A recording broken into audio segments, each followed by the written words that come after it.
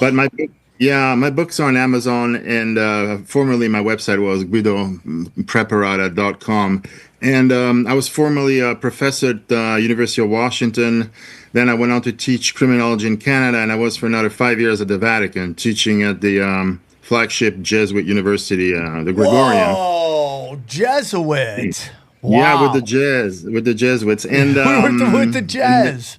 that's correct. And then I was 1 year I was a Fulbright scholar to the Mideast in international relations, and then I was also in Taiwan with the Vatican Ministry of Foreign Affairs for a fellowship there to study cultural anthropology and money and Buddhism and stuff like that. And then I've been teaching school and high school and junior high in Los Angeles for a few years, and then I went back to Italy a few years ago, and and then I'm just starting my publishing house here in Umbria. I'm in the center of Italy, and that's where I'm at right now. Now, did you have to get back to Italy because you couldn't stand the American culture, Los Angeles? No. I'm American born. I'm very attached to it, but but yeah, it was hard in LA, and it was not what I remember it to be because I did my doctorate there back in the 90s. I mean, 9/11 to me changed everything, and so the country became unrecognizable after that. Try to come back and live there, but yeah, I couldn't do it, and so I just decided to go back. I'm so thankful you're on the show. You're really like this book you have, Conjuring Hitler. It's just like I'm really like I'm just like just so much information's coming. What was the show that I just did? Oh yeah, Conspiracy Social Club, my other show, and I was just basically breaking down that when it comes to Hitler, there seems to be this like there's three tiers, right? The tier that 99% of the population is in is Hitler is the worst human being to ever live of all time, committed the worst act of all time ever, ever, ever. Okay, that's what 99% of the population. Then there's about like let's say 8% that believe Hitler was fighting the Jewish banking cabal, trying to save Germany, trying to battle the Jewish banking cabal. And then there's like this 0.2% that, basically thinks Hitler was controlled opposition. That's where I'm at. That he's controlled opposition and that he was used to, in my humble opinion,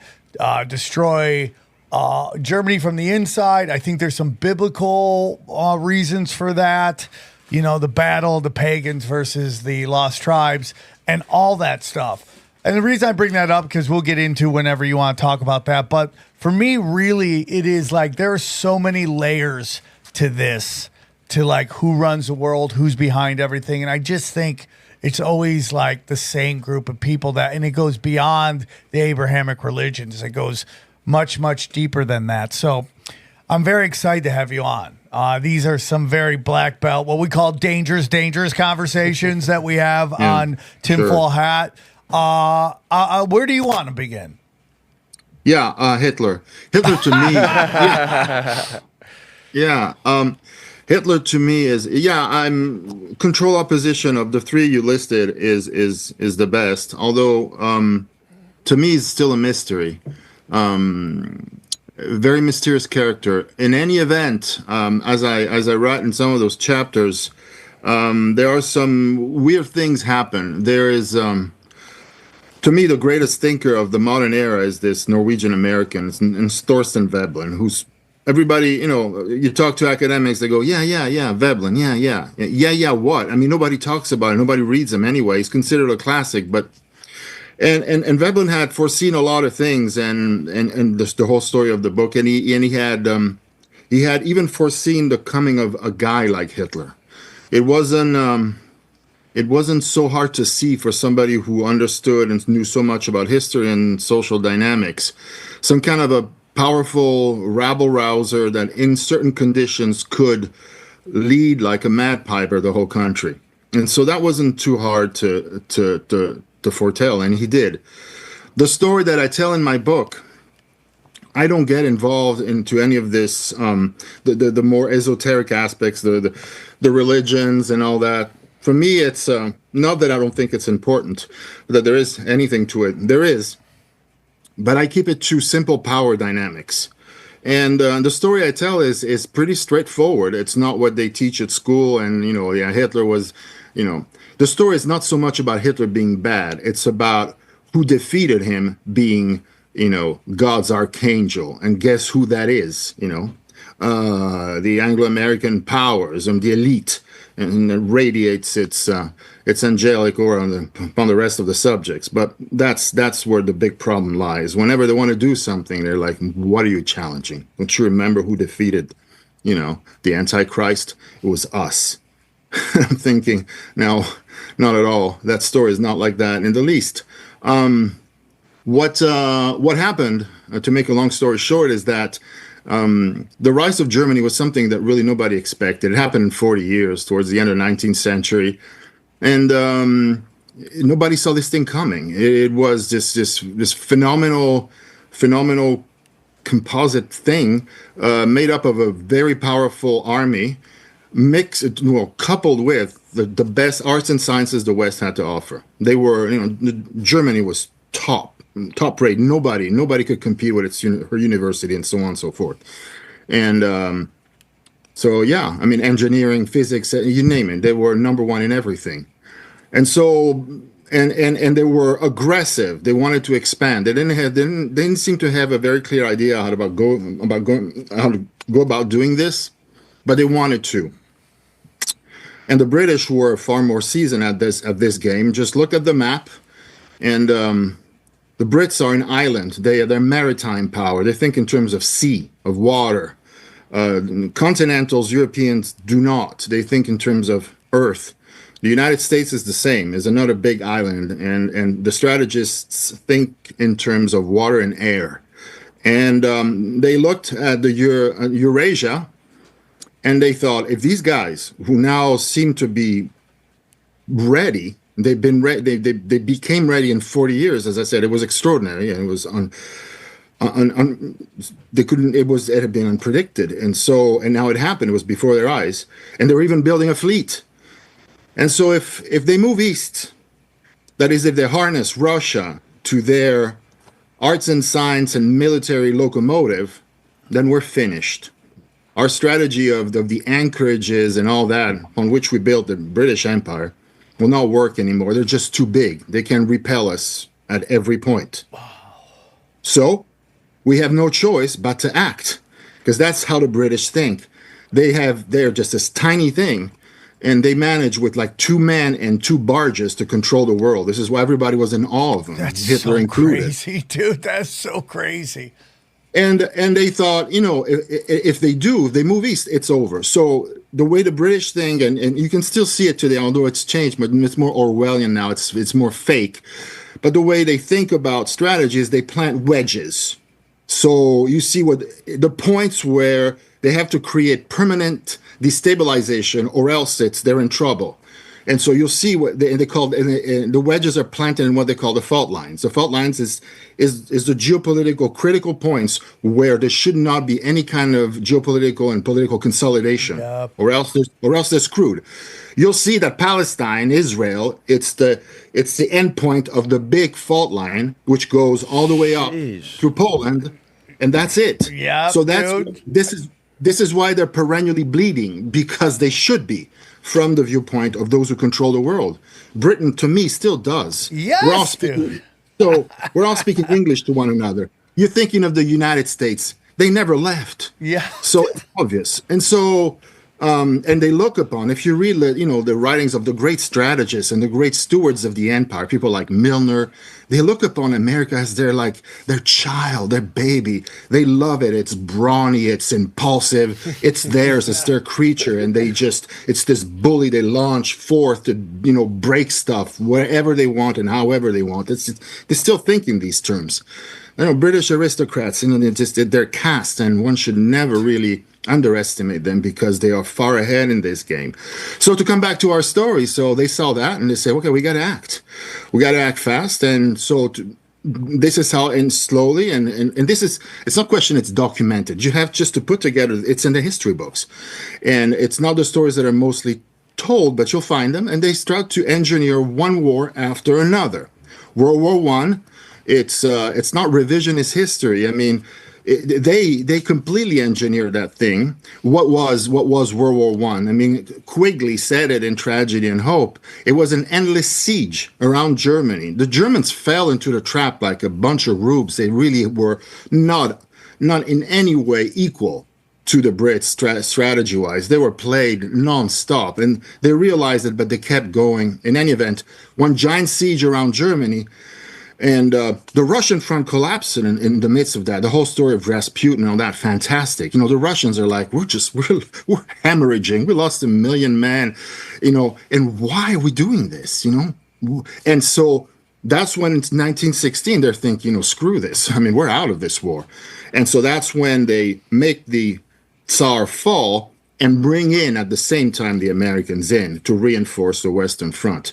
When it came to killing the Germans, America brought 2 million men. When you saw, and during the Russian Civil War, when the Bolsheviks were seizing power, there was virtually no one. They just let them go. That's the other very important part of our story. So anyway, so the Germans collapse, but Germany collapses, but it's not razed to the ground. It's not defeated she's not defeated on her own soil. And the British are not going to have it any other way. She must be destroyed. So World War II and the story of Hitler, which I called an incubation, begins then. And the seeds are planted in Versailles. Conspiracy theory, no. The most beautiful piece to me ever written in political economy was written by Veblen, who was at the time, I think, an assistant professor at Chicago. He was one of those young guys that was brought to staff the Rockefeller's University back in those days. And he writes this review of this book that was very popular in those days, kind of a lukewarm, pro-Germany, written by Keynes, the very liberal thing. Poor Germans, we've been really mean to them. At the Treaty of Versailles, we impose these reparations. They're going to be angry. Yeah.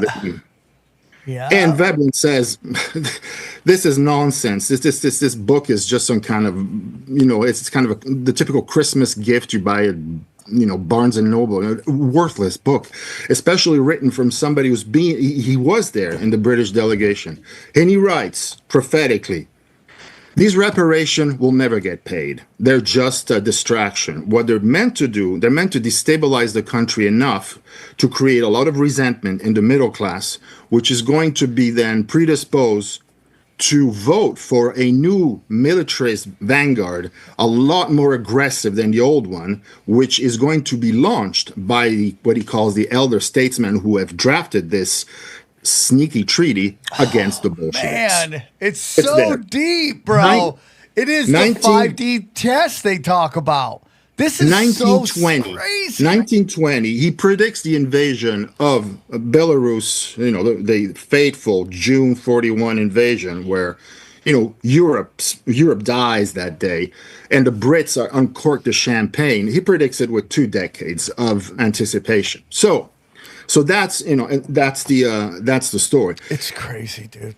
He writes this in 1920 in his book about Germany, where he was very critical. He was He also saw the militaristic coming of Japan ahead of his time. Though Japan's going to side with the Allied powers in World War One, but not in World War II. He sees all of this. He's going to die in 29, but he had seen everything. It's just extraordinary. I don't know why For me, just one should read him in school, not in any of that old. Could you give the name again? Could you give the name how again? do you spell that name? Could you spell that? Yeah. Thorsten Veblen, V as in Victor, Eblen. He died in 1929. He's the greatest sociologist of all times. I mean, and these are part of his it's VEBLEN. analysis on current events.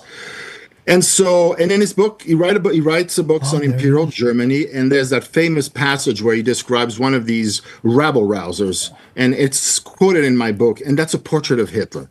So it's not so much that Veblen genius is so sharp, it is, but the fact that it's not so exceptional either. He with sufficient erudition, you could see you could read in the mind of the plotters of British strategists who started at that point to incubate the phenomenon that Veblen was discussing, because Germany, they were not done yet. So Weimar is going to be, the Republic of Weimar is going to be this incubator. It's a captive republic. It's completely constructed by the Allies. The Germans never stood a chance. They are in a cage from that moment on. And I tell the story of what happens in the cage in the next 15 years, and in detail, especially through some of the protagonists, one of whom is the greatest central banker of the century, or one of all times, of whom we know very little, but I could reconstruct enough to see exactly how he did, and the kind of financial tactics he uses to shake this box to get the results he wants, and that was Montague Norman. And all that story is told there, and it's just exceptional what they did, and how they all the kind of tricks they used to make the gold move from one center to another and create panics. It's not even an art to me. It's really a science, and they don't tell you how it works, but you can kind of figure it out by looking at the record. And Conjuring Hitler is the fourth chapter, which just cost me, like, I don't know, a gallon of lifeblood to write, but it details how these games and financial strategies were implemented just to squeeze out this militarist, revanchist movement that Veblen talked about to launch against the Russians. It's so interesting. Let me ask you a couple questions here. Go ahead. You know, So recently I saw on Twitter that somebody found a painting of Hitler, a self-portrait of him in Tavistock in 1910. And obviously we all know that Tavistock would later go on 30 years later to host a organization called the Tavistock Institute, which was basically British's version of the MK Ultra program, the way to manipulate culture and all that stuff. And so here we see him in this city based on his painting, which was right there, which is that you can find a picture of that painting, stone for stone. There are actual pictures of it, and him and Rudolf Hess are supposed to be there in 1910. And this city is basically controlled by the Russell family, which is the opium family, which gets into the British, India opium wars. So here he is very early. He's like kind of connected to British intelligence in a kind of weird way. Can you, for people who don't know, can you tell us why we know that that's Tavistock, or why we think it's Tavistock? You can actually find a picture of that exact bridge. The bridge, right? In Tavistock, and I found it before. I don't know the exact wording of it to find it on Instagram, but you can find that bridge if you Google probably Hitler portrait bridge picture, and you could probably find it. Good luck on that, Xavier. But you could probably find that. So. Here he is very early on in 1910, already having weird connections to British intelligence. And so, to me, it's like people can't even fathom this stuff, that this tiny little country that you admit is just like this little island could have so much power. I was on Joe Rogan talking about the British Empire and how it basically is like, with the United States, is like Master Blaster, right? From Mad Max and the Thunderdome. You have this giant kind of idiot with this tiny guy on top of him. Yeah, that's the bridge. That's the bridge in which he took the picture on. That's in Tavistock. And it's a self-portrait. So he was hanging around those elites. Well, he's hanging around where early on. What I love is that he put himself in his little uniform there on the. It's just like, what a weird guy. Yeah, I mean, but this is from 1910. He made. That's what I'm saying. Before we go deeper, because I really don't want to get in your way because you're cooking with gas, I just want to ask you a question. So we always have these discussions on the show, and you're you will be the 840th episode of this show. And we've done deep dives from the start, day one, deep dives. And we always get into who runs the world. We've had people come on here and get into that, It's the Jesuits. We've had people get into that it's the Zionist. I personally think, the city of London, Vatican, Washington, D.C. are very powerful, like, I don't want to call them outposts, but just territories of this global elites. And then it goes even higher into Babylonian bankers, what they call the black nobility and stuff like that. What are your thoughts on the Jesuits and their also I forgot the Freemasons are in there. That seems to be the big four. What are your thoughts on that? You went to Jesuit schools. When people think that Jesuits are a big part of the power dynamic of the world, I would get blasted by everybody if I didn't ask you this. What is your thoughts on all those players and all that stuff? And then I'm gonna get out of your way. No. Please, no, you're not getting in my way. I have not been deep enough in the secret of princes to know. I mean, I've been with the Jesuits, and I've met Masons as well, and I've seen things also through my own father, who he was a physicist and he was involved in cold fusion and a variety of things, and he also got to see things, and I heard and I saw them through him as well. Enough to say that the Vatican is not important anymore, and neither are the Jesuits to me. The Vatican has been, and I wrote this in my book, a little short book called Empire and Church. It was after my experience there, and my own salary was paid by American donors. And so it's like it's like Chrysler who bought Fiat. They bought that too, and so it's an American box right now. Which was something they've been wanting for a long time, because once you control the Vatican, the Vatican has strong influence over about 1 billion subjects, which is really, which for the Anglo-Americans is really juicy, and they wanted that. They got it now. So the Vatican does whatever the U.S. tells them to do. That's so interesting. And Britain, I mean, you mentioned earlier that the British never left. No. I've been saying that forever. The story of us winning the war has kind of just been sold to us as a way to make us say, yay, we have independence. And I really do believe they control us and they control Israel. And that, you bring up the Vatican controlling 1 billion people. I mean, the British, we've had guests come on talk about the British role in establishing Saudi Arabia and how the first king is basically British spy.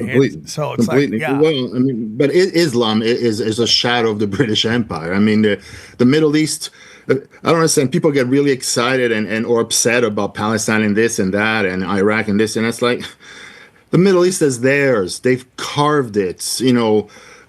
Grain of sand by grain of sand. They do whatever they want to do. It's theirs. They want it from the Turks. It's their playground. So I don't know what the big deal is.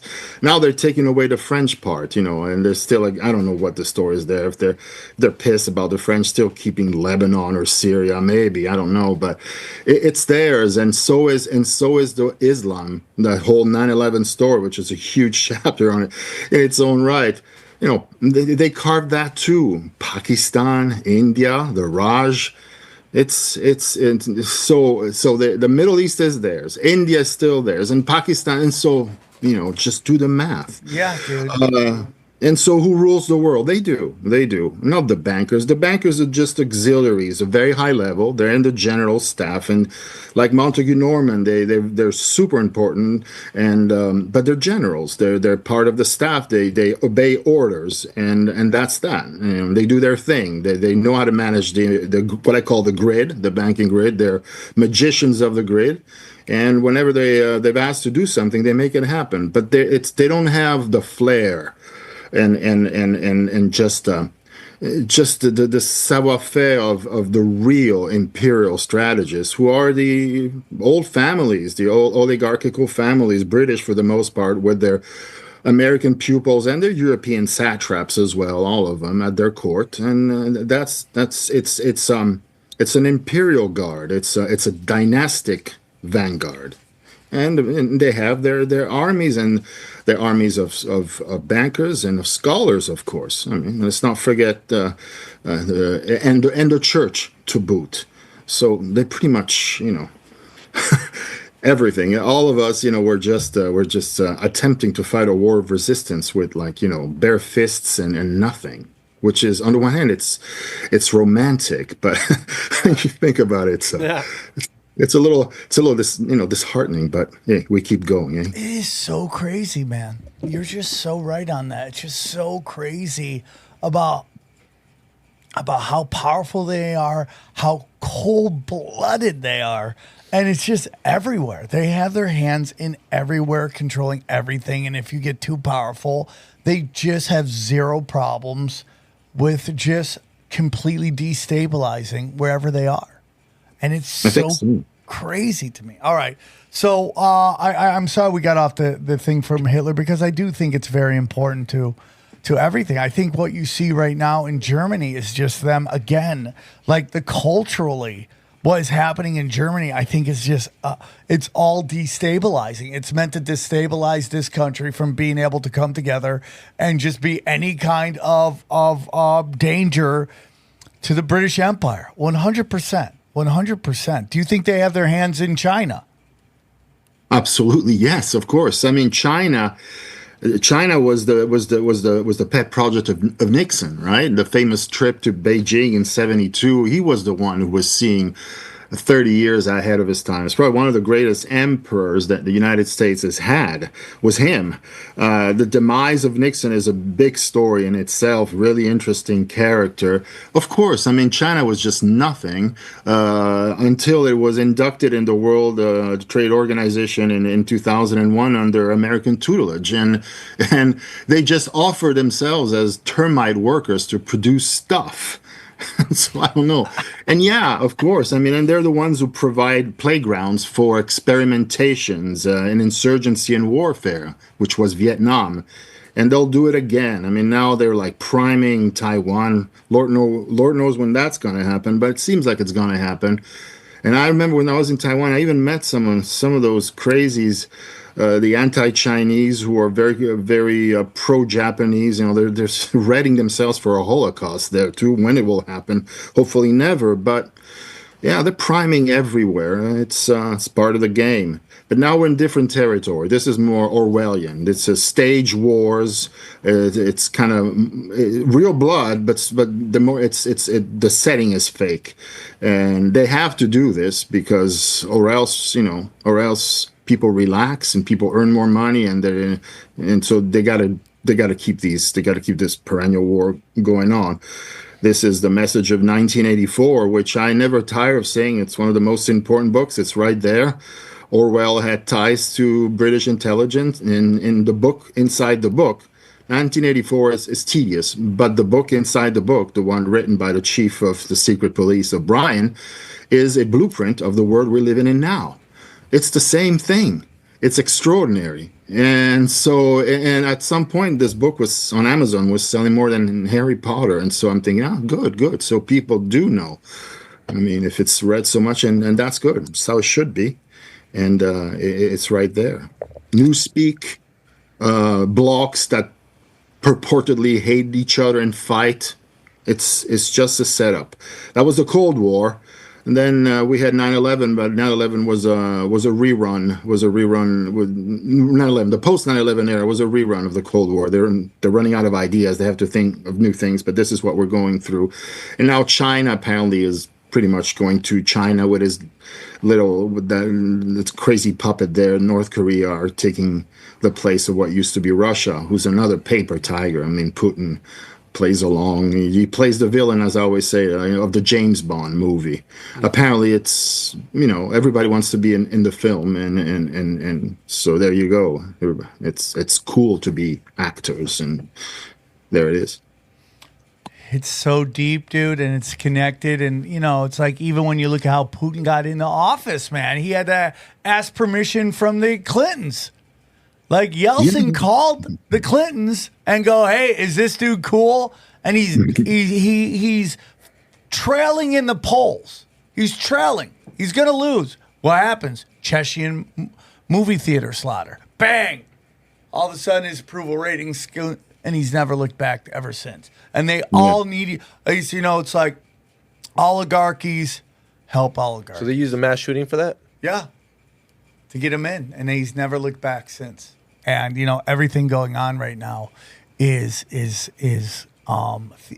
uses the United States and he uses everybody to get the Russians behind him. That's just how it goes. Everybody needs a boogeyman, right?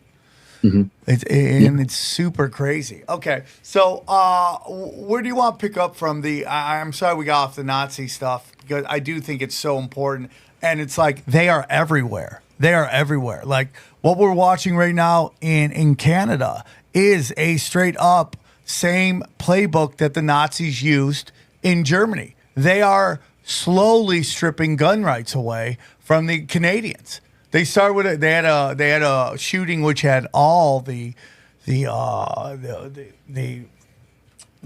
hallmarks of a false flag. They took away some, and now they just literally took away like 355 different guns. Buybacks? And they're sending them to the Ukraine. Come on, dude. It's like so crazy to me. It's crazy.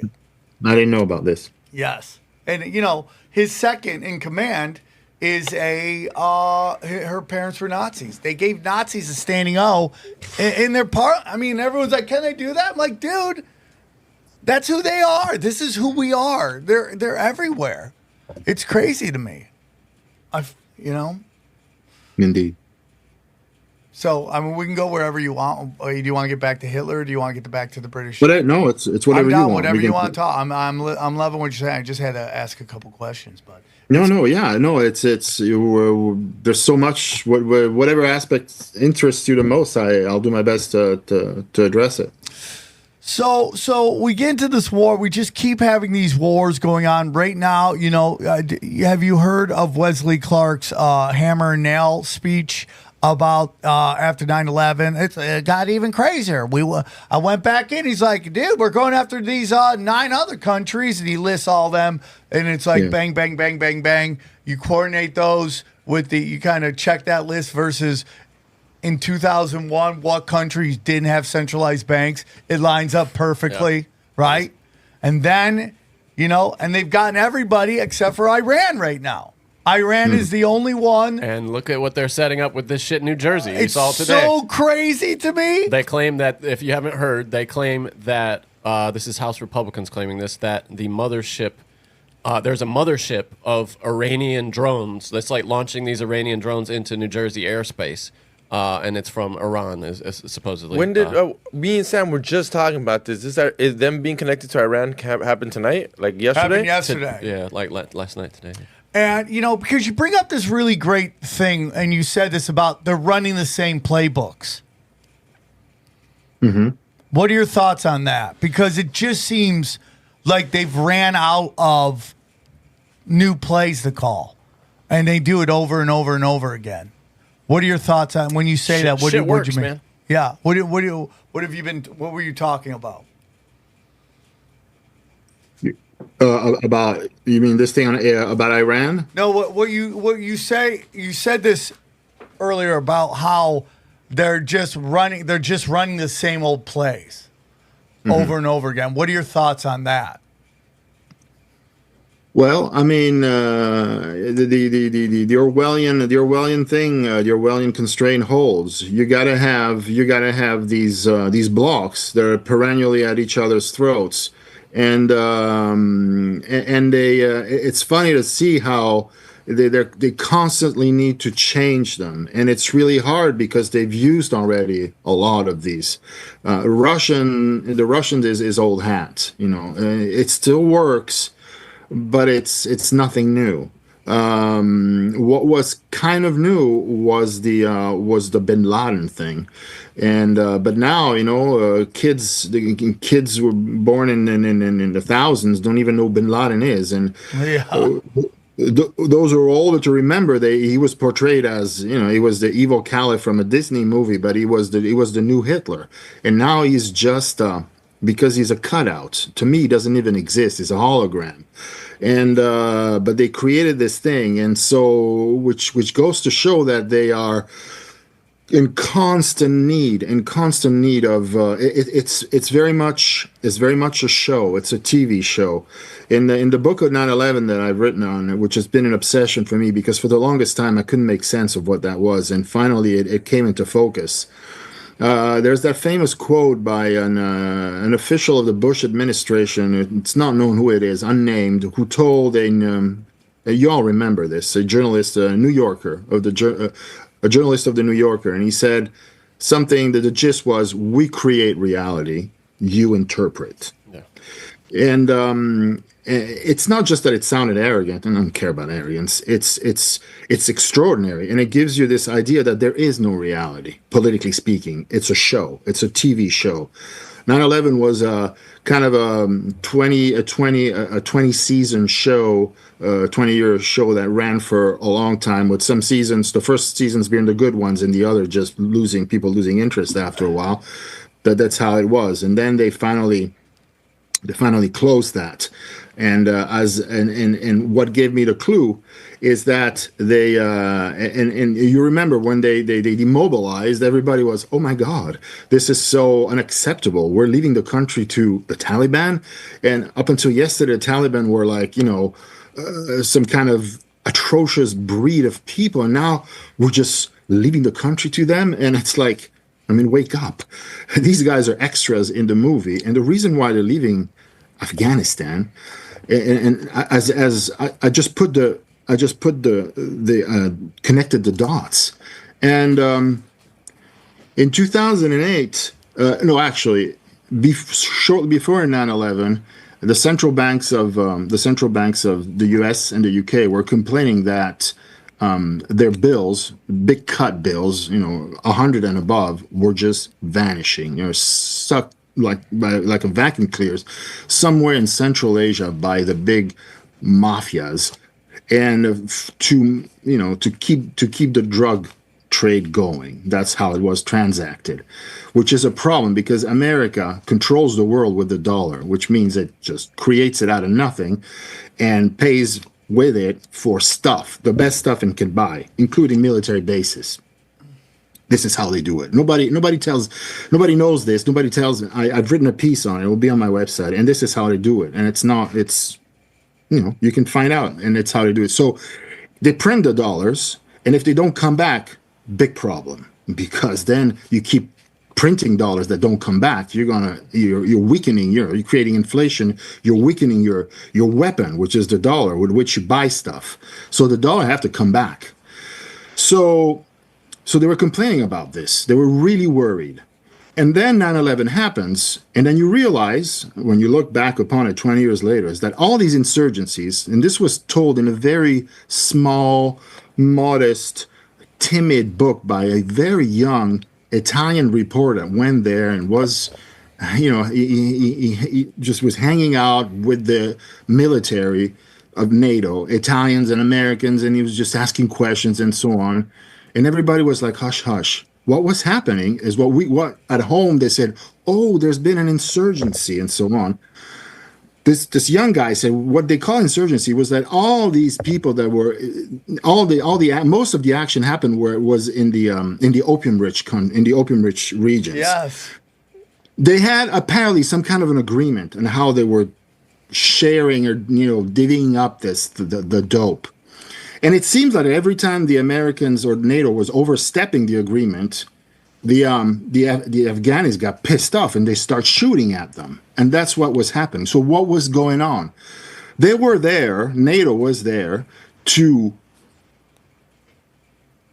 take the heroin, the opium trade back in its own hands, pedal just so what they were doing, they take the stuff, they would ship it on their planes, the NATO planes, which would reach the NATO bases in Europe, and in Europe from the NATO bases the local mafias would come and they would just sell the drugs. In this way, that cash which the central banks were lamenting had disappeared would be taken back. They got the greens back, all those bills. And then you say, well, what are you talking about? Nobody talks about this and so on. So where is this coming from? Where it is coming from? Yeah, In fact, it's not documented or anything, but there was this sensational announcement that this United Nations director, the United Nations has an office in Vienna that monitors drug trade and all that. And generally, these guys have a very delicate position and they cannot talk very much. But this one, I don't know why, decided to just drop this bomb. And he said, yeah, the banking system was kept afloat thanks to all the drug money that came from Afghanistan. And he wrote this in 2008. And then you realize that's exactly what he was doing. This kid, the Italian, was terrified. So he wrote and was saying without saying, but he said that. And he said that everybody he interviewed was likewise terrified. Nobody was talking. The military said, but that's what's going on. So they were taking this drug, smuggling it, get the cash, and bring it back to Wall Street, basically, in order to keep America's dollar printing machine going. Why did Biden demobilize in May 2021?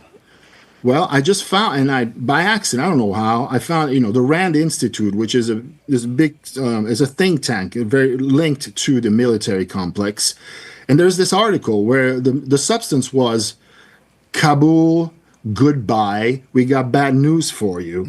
Whatever you have, that is, in terms of drug base, your opium, is worthless. Because right now we got fentanyl, which at the fraction of the cost of processing opium gives a high, which is just equally, if not more potent. So you can keep your feels and goodbye. And this was written roughly, possibly a month before or later than the May 21. And so there you go. It's like, now we can leave, mission accomplished. Oh my God, dude. I thought that too. Like fentanyl is now, they're like, we don't need heroin. We're just going to use fentanyl now. Yeah. I mean, we lost, we sacrificed a bunch of soldiers, devastated the area, but who gives a damn? It was a good show anyway. And more importantly, I remember the 90s. The 90s were not a patriotic time, and it was. I remember it was a fun time, and things were more relaxed. And I think that also 9/11 helped rally the people to the elite by way of a big liturgy around Ground Zero. They needed that, and ever since the patriotic regimentation of America has begun in these last 20 years, we've seen what a disaster they have been. Not that things were great. The 90s had some really dark episodes that were very unclear. The whole, Waco and Ruby Ridge and the militias and Oklahoma and all that. So there were, possibly some trials and things were being attempted, and then they switched to the Islamic thing.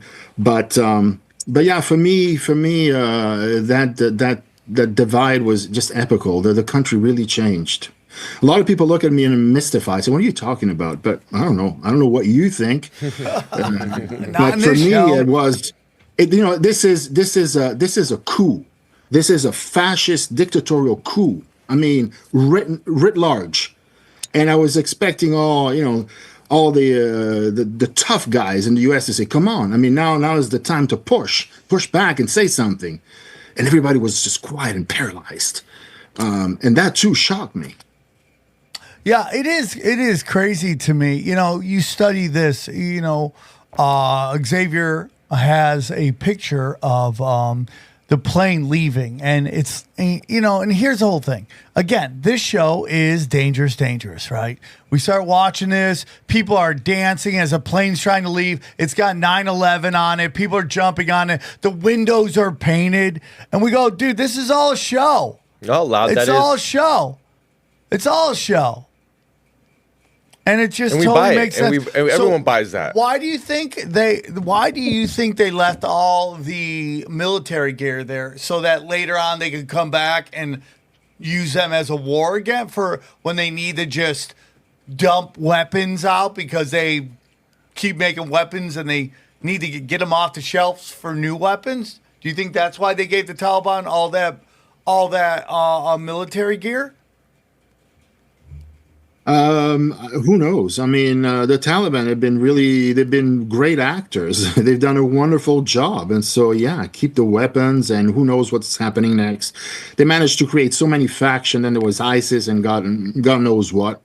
So maybe because they groomed all of those factions anyway, in classic British style. And so who knows what kind of personal and feuds were going to ensue. And so it's like, here, after all, they've been there 20 years and they got to know these people, and they've, they did their duty. They occasionally fought because as what we said, the insurgencies and so on. But they've also managed, I am sure, a big bond of trust, because and the Pakistanis apparently mediated that.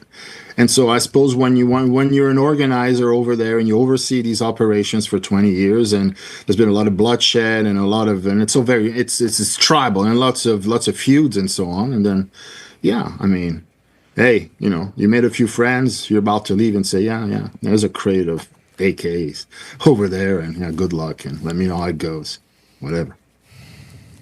It is so crazy.